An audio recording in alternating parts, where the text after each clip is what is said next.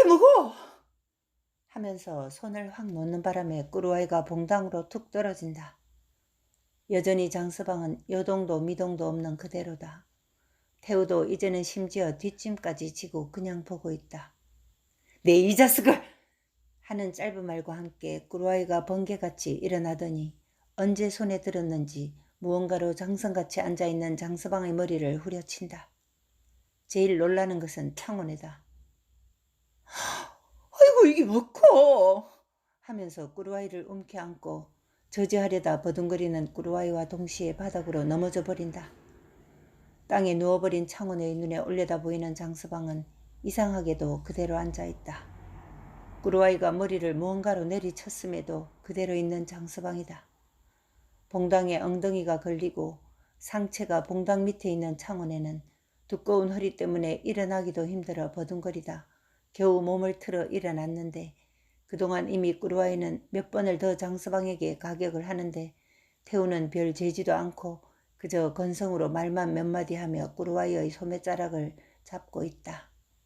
상황에 놀란 창원애가 드디어 악을 쓰며 꾸루아이의 몸을 온 힘으로 밀어붙이자 꾸루아이는 절룩거리는 다리의 중심을 잡지 못하고 또 땅으로 넘어지고 태우도 비틀거린다. 그런데 그때 장서방의 몸이 마치 쌓아놓은 집단이 무너지듯 서서히 옆으로 기울더니 그냥 쿵 소리까지 내며 쓰러진다. 아재! 아재! 빙구 아재 붙잡아! 자신의 힘으로는 또 일어나는 꾸루아이를 진정시킬 수 없을 것 같아 태우에게 소리를 내며 도움을 청하는데 그래도 태우는 느긋한 태도로 넘어진 장서방을 발로 지디기는 꾸루아이의 팔만 겨우 붙들고 드가입시다고마 행님 하고 민거적거린다. 아지매 이 자식이 내를 이리 맹그렸어. 보소. 이거 한 보소. 니도 봤지? 술잔으로 먼저 내 머리를 치는 거? 하며 또 발을 허우적거리며 장서방을 밟으려 하자 태우가 두 팔로 꾸루아이를 번쩍 안아서 떼어놓으며 인자 됐다 안 가요 하고 마치 나무라는 듯한 성가신 목소리로 방 안으로 꾸루아이를 밀어넣는다. 방 안에서는 꾸루아이의 곡소리가 들리고 아무 기척도 없는 장서방은 봉당에 시체마냥 모로 자빠져 있고 창원에는 어찌할 바를 모른다. 일단 장서방을 일으켜보려 팔 하나를 붙들고 당겨보지만 천근이다. 창원에는 허우적거리며 몇 집 건너 광순의 집으로 줄다름하여 태광을 대동하고 와서 겨우 장서방을 마루 위로 올렸다. 곧 광수애미도 뒤따라왔다. 창호야, 무슨 일이고? 어두운 밤에 영문도 모르고 끌려온 태광이 을순이 방에서 나는 신음소리를 듣고 인사불성의 장서방을 보며 겨우 상황을 짐작한다. 아이고 나 죽네. 아이고. 꾸루아이의 곡성이 더 크게 난다. 장서방을 부축하여 마루 위로 눕힌 태광의 손에 축축한 것이 묻어있다. 아지매 불 좀 가어서. 아무캐도 피가 나는 모양인데. 창원애가 호롱불을 전기해서 들고 오고 광수애미가 장서방의 머리 쪽을 불빛에 비추니 아이고 피가 낭자합니다. 강수 아버지 한다. 을순이 방에서는 더 큰 소리로 악을 쓰는 꾸루아이의 비명이 들리고 자기 집에서 또 한 차례 사단이 난 것에 창호 어마이는 맥없이 서 있다. 어쩝니까 광수 아버지. 피가 머리에서 많이 나는데. 호롱불을 손에 들고 어둠 속에 서 있는 태광에게 광수애미는 묻는다. 하지만 태광은 마누라의 질문에 답하는 대신 옆에 서서 후들거리는 창호 어마이에게 고개만 돌려 누굽니까? 하고 묻는다. 방 안에 있는 사람의 목소리가 귀에 익었지만 설마 그 꾸루아이가 감옥에 들어앉아 있을 텐데 하는 마음으로 확인하는 것이다. 태우 아재하고 빙구 아재다. 태광은 또 그놈이구나 하고 화가 치밀어 오른다. 그런데 태우도 그놈이 또 이 자리에 있단 말인가? 그때까지 을순이 방 안에 있던 태우는 문 밖에서 나는 모든 소리를 듣고 있었지만 기척도 내지 않고 그냥 있었다. 태광도 대하기 싫었지만 무엇보다도 광수애미를 마주하기 싫어서였다. 억새 같은 광수애미가 자신을 논바닥으로 밀어붙이며 험한 말을 입에 담고 면박을 주던 것이 생각나서였다. 태훈이 이리로 나와봐라. 태광이 을순이 방 쪽으로 굵은 목소리로 제법 들리게끔 이른다. 방 안에서는 계속 꾸루와이의 큰 소리가 들리는데 험한 말의 연속이다. 그러나 아무 대답이 없자 광수애미가 소리를 지른다. 안 나오나! 하는 말 앞에 수식이 없다. 도련님도 아니고 태우도 아니고 아재도 아니다. 그러니 광수애미의 마음에는 태우는 그 어떤 것도 아니라는 뜻이다. 와요! 고개만 빼꼼히 내밀고 태우가 한쪽 팔꿈치를 문지방에 고이고 내다본다. 그런 태도에 태광은 더 화가 난다. 더 화가 나는 이유를 태광도 정확히 모르겠다. 집안 동생으로 치자면 화를 이겨내며 부르는 대신에 당장 면상이라도 후려쳐야 정상이고, 그게 아니고 남으로 인정한다면 태우에게 화가 날 이유가 없다. 그러니 태광도 태우를 대하는 마음이 이도저도 아닌 상황이다. 어찌 된 일이고? 태광이 태우의 태도를 더 이상 밟지 않기로 마음먹고 그냥 상황만 묻는다. 종가 모습이 빙구 형님을 술잔으로 머리를 치딱합디도. 와보이소. 지금 빙구 형님도 행패는 없심도. 하고 방 안으로 고개를 돌려 꾸루와이를 가리키며 설명한다. 카드라고? 누가? 니는 없었나? 순간 태우는 떡이 생길 거라는 꾸루와이 말이 생각나 말을 바꾼다. 아니, 지도 있었지. 근데 소리가 나서 방에서 나와보이. 뱅구 형님 머리에서 피가 나고 넘어져 있었지. 넘어져 있었다는 말까지 지어서 보탠다. 마루에 모로 쓰러져 누운 장서방을 아무도 일으키지 않고 설왕설래하는 사이에 창호 어마이와 강수애미가 장서방을 일으켜 앉히지만 장서방은 술이 취해서인지 아니면 머리라도 다쳐서인지 의식이 없이 그저 숨만 씩씩 몰아쉰다. 창호 어마이가 치마 한쪽을 입에 물고 찍하고 찢더니 그 조각으로 장서방의 머리를 동염해 주는데 장서방의 등짝을 자기 가슴팍에 기대주던 광수애미가 의아한 눈으로 쳐다보지만 아무도 눈치채지 못한다.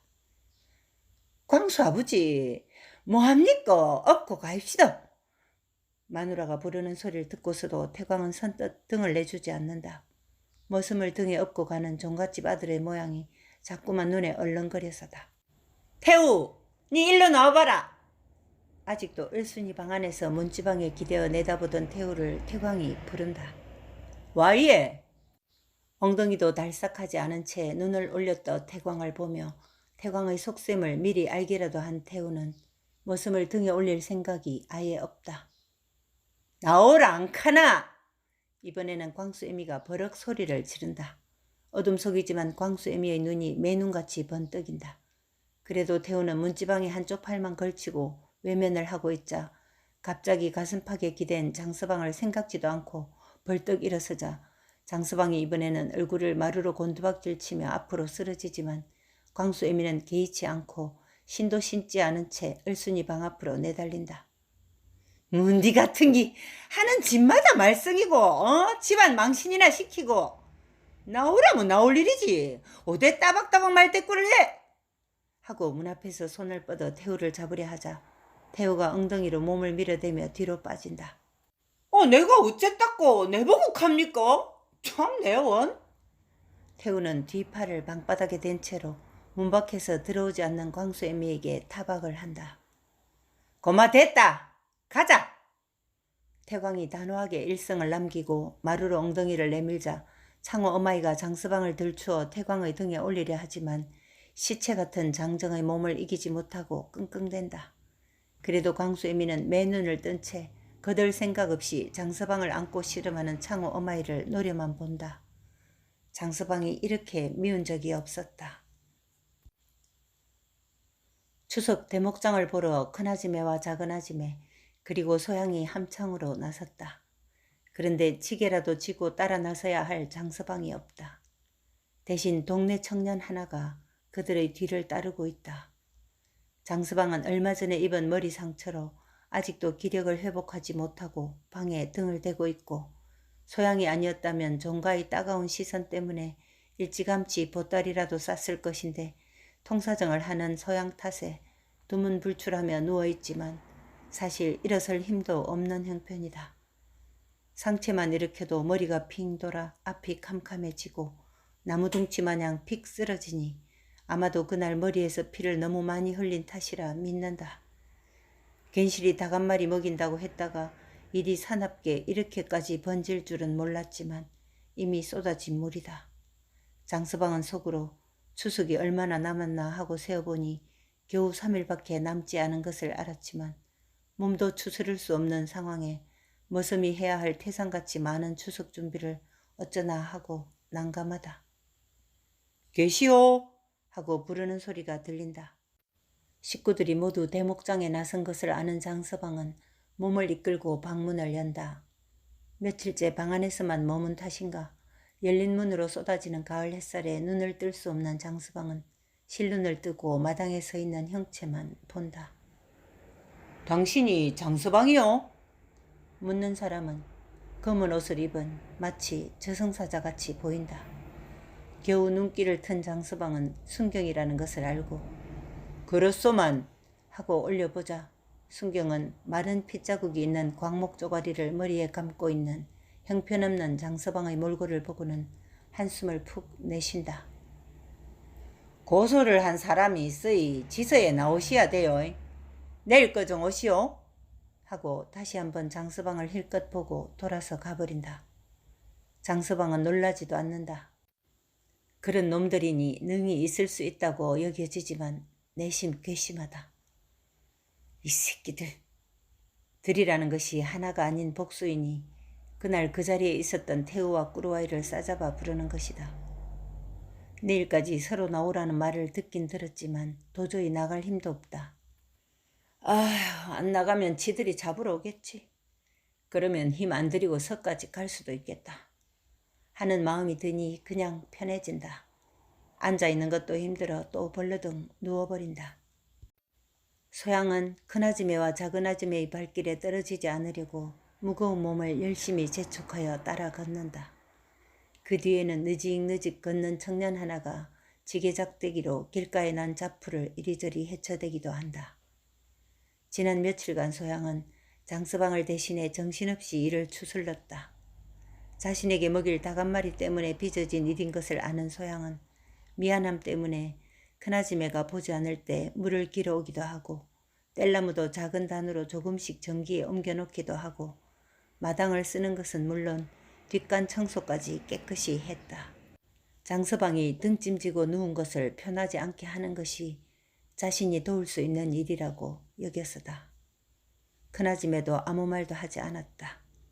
자신이 매정하게 내다버리라고 한 닭 때문에 장서방이 포금을 하고 그 술 때문에 무슨 사단이 난 것을 광수 애미로부터 들었다. 머슴이 머슴 노릇 못하면 집에 둘 이유도 없지만 어느 정도 책임이 자신에게도 있다고 느끼는 큰아지매는 장서방 일은 여태 입에도 올리지 않고 소양이 틈틈이 장서방 방문을 들락거려도 상태를 묻지도 않았다. 속마음과는 달리 얼음장 같은 표정하며 태도로 종가의 면모를 지키고 있다. 반면에 작은아지매는 절구통 같은 몸매처럼 때론 후득하게 또 다른 때는 앞뒤 없는 돌멩이처럼 말이 통하지 않게 행동한다. 문종이 한 장 사이인 줄 알면서 마당에 들어서면서 머슴이 상전 노릇하고 방 안에만 있다고 타박을 해대다가도 저녁 때에는 깨죽을 쏘어 소양에게 주면서 입맛 없을 때는 죽이 입맛을 돋군다고 한다. 그런 광수애미를 소양은 이해할 수가 없지만 지금으로서는 그저 장서방이 이 집에서 쫓겨나지 않도록 하자는 것이 소양의 심산이다. 아침에도 큰아지매는 무거운 몸을 핑계로 집에 있으라 했지만 소양은 자신이 장서방 대신 추석장을 도와야 한다고 생각하고 억지까지 써가며 장에 나선 것이다. 그래서 숨을 헐떡거리지만 아지매들 귀에는 들리지 않게 내쉬며 열심히 걷고 있다. 벌써 풀들이 떡잎을 드러낸다. 그럴 수밖에. 가을이 아닌가. 대목장 보러 가는 사람들이 많다. 여기저기 논길을 따라 밭길을 따라 또 풀숲 사이로 난 지갰길을 따라 사람들이 같은 방향으로 걸음을 걷고 있다. 오후 늦게 청년의 지게 위로 산더미 같은 짐을 올리고 그들은 종가로 돌아왔다. 장서방은 인기척을 어렴풋이 잠결에 들었지만 문도 열어 내다보지 않고 그냥 잠만 잤다. 내일이 추석이다. 종가는 사람들로 붐볐다. 동네 아낙들이 제사에 쓸 음식을 준비하느라 붐볐고 동네 아이들은 일하는 엄마들로부터 지짐이 조각이라도 얻어먹으려 붐볐고 종친들이 하나 둘씩 인사차 또는 사당 청소차 붐볐다. 태섭은 장서방이 출두하라는 명을 어겼다며 찾아온 순경들어 잡아가려면 잡아가라고 했다. 방문을 열어본 순경은 그냥 돌아갔다. 가슴 졸이던 소양에게 저녁상을 받으며 장서방은 말했다. 내가 잘못한 것이 없으니 너도 너무 마음 쓰지 마라. 그리고 나는 원래 하늘이 지붕이고 땅이 방바닥이다. 여기 아니라도 혼자 살 곳 없겠나? 했다. 그 말을 들은 소양은 아무 대답도 못했지만 마음이 무너지는 듯 했다. 이 집에 온 뒤로 태산같이 의지하며 살지 않았던가. 돌아가신 아버지에 대한 자세한 기억은 없지만 마치 그 아버지처럼 의지하던 소양은 홀로 천길 난간에 선 기분일 수밖에. 추석 준비에 지친 사람들이 음식이 상하거나 짐승에 노출되지 않도록 공중에 매달거나 대소쿠리로 덮거나 광에 넣어놓고 추석 맞이를 끝내는데 잠자리에 들기 전에 불어대는 선뜻선뜻한 바람이 예사롭지가 않다. 광풍처럼 휙 불어대는가 싶더니 또 언제 바람이 불었느냐 할 만큼 고요하고 방문이 흔들리거나 삐그덕거릴 정도로 요란한 일진 광풍이 가고 오기를 반복하지만 지친 몸들은 잠에 깊이 빠져버린다. 장서방은 시도 때도 없이 자고 깨는 바람에 요즘은 밤도 낮도 따로 없다. 유일한 놀이가 라디오를 듣는 것이다. 미제 라디오를 통해 노래도 듣고 소식도 듣는데 그것도 전지 때문에 아껴가며 듣는다. 한밤중이라 소리를 작게 하고 듣자니 잡음이 심하여 잘 들릴 리가 없다. 그런데 그 와중에서도 무슨 태풍이 제주도와 남해를 강타하고 북상 중이라고 한다. 그러고 보니 아까부터 흔들어대는 바람이 점점 더 심해지는 것을 느낀다. 추석 전날 밤이라 대문을 닫지 않았다. 소설대문의 키는 사람 키 2배나 됨직한 큰 대문이다. 그것이 쾅쾅 닫히고 열려 젖혀진다. 장서방은 어지러운 머리를 진정시키고 일어나 나간다. 거의 기다시피 하여 겨우 대문에 빗장을 질렀는데 이번에는 기와장이 날라 장독대 위로 쏟아진다. 안방도 열리고 걷는 방도 열리며 사람들이 나오고 소양도 방문을 열고 나오는데 칠흑 한밤중에 사물을 분간할 수가 없다. 태풍이랍니다. 문 닫고 나오지 마십시오. 지붕이 벗겨진 모양이라 위험합니다.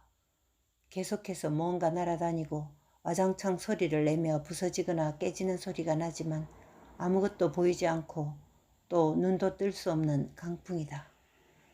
아저씨도 고마 들어가 있어예. 바람을 이기려고 큰 소리를 질러대는 소양의 목소리도 장서방의 귀에 겨우 들릴 정도다. 담 너머 별채도 인기척이 들리지만 곧 사라지고 만다. 그러나 사방을 휘감고 몰아대는 바람은 점점 더 거세지고 나무들이 부러지는 소리, 놀라서 개들 짖는 소리, 무언가가 부딪히고 깨지는 소리들만 아득해진다. 장서방도 문고리를 안으로 잠근 후 흠뻑 젖은 옷을 벗어짜며 비로소 정신을 차린다. 그런데 아까까지 어질어질했던 머리가 깜짝같이 멀쩡하다. 찬비를 맘껏 맞아서인가? 찬바람을 실컷 쐰 탓일까? 잠가둔 문고리가 들그럭거리지만 신기할 만큼 정신이 나고 몸이 추슬러진다. 태풍 소리는 더욱 강해지고 천지가 개벽하는 것처럼 난리통이지만 가만히 귀를 기울이는 장서방은 차분해지는 마음을 느끼며 드디어 자리에서 일어날 수 있겠다 하고 느낀다. 담배도 없고 라디오도 잡음 때문에 들을 수 없고 그저 날새기만 기다릴 수밖에 없는 장서방은 바람의 광란에도 이제 지서에 가서 어떻게 할 것인가 하고 생각이 든다. 그리고 힐끗 본 방문에 한 줄기 번개가 번쩍인다. 이미 창호지는 들이치는 빗물에 녹아내리고 있었다. 조금은 어질하지만 다잡은 마음 탓에 몸을 세운 장서방은 물기 축축한 옷을 다시 걸치고 문을 나선다. 멀리 구름 사이로 희미하게 동이 트고 있다. 무엇부터 살펴야 할까 하고 숨을 내쉬며 생각하는데 건넌 방과 안방문이 열리더니 태섭과 큰아지매가 마루로 나온다. 바람은 조금도 기운을 잃지 않았다. 그들의 뒤에 남겨진 방문은 부서질 듯 벽을 후려댄다. 아직 나오시기엔 이릅니다. 어차피 바람이 지나고 나야 되니 들어가십시오. 소양도 문고리를 잡은 채 내다보는 것으로 봐서 한잠도 자지 않은 모양이다.